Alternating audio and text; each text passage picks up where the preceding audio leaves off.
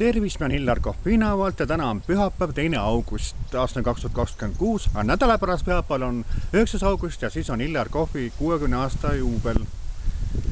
Ja mis ma tahan siis nüüd öelda, et ma vaatan praegu seda kollast meediat sõnaga. No tähendab, ära tüütab see samune ühe ja sama tegelase pidev reklaamimine sõnaga. Ma ei hakkagi seda tegelase nimeks või nüüd seda, et ta on mänginud kunagi ühes teleseriaalist Totakat sekretäri sõnaga.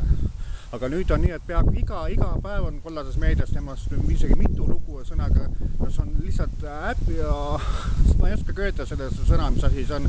Ära tüütab ja ma ühte meediakanalit olen ostud ka, et või et neid lugusid saa vaadata sõnaga, et on maksnud selle eest, aga ma mõtlen, et ma vist pean ikka lõpetama selle maksmise ära, et ei olegi vaja neid lugusid või vaadata, et miks pärast muidu pean maksma, kui on niisugune kuradi okse seal lehese sõnaga.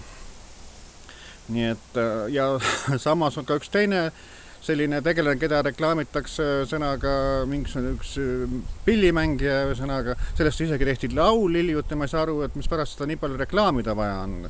Et lihtsalt ma saan aru, et kui superstar diiva Anne Veskist oleks pidevalt, või mitte pidevalt, vaid oleks rohkem nagu juttu olnud kollases meedias, sellest saaks meil aru, et ta on superstar diiva, aga kes on see Totaka sekretäri mängija sõnaga. See ei ole mitte keegi, üks tühi koht, null on lihtsalt.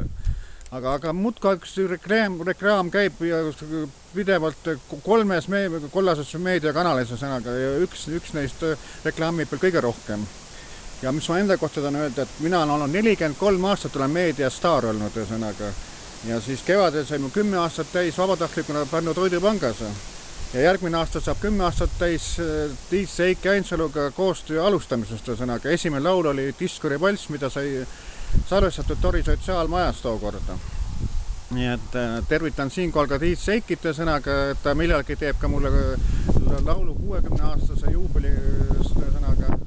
Nii et ole sa Tiit Seiki tervitatud.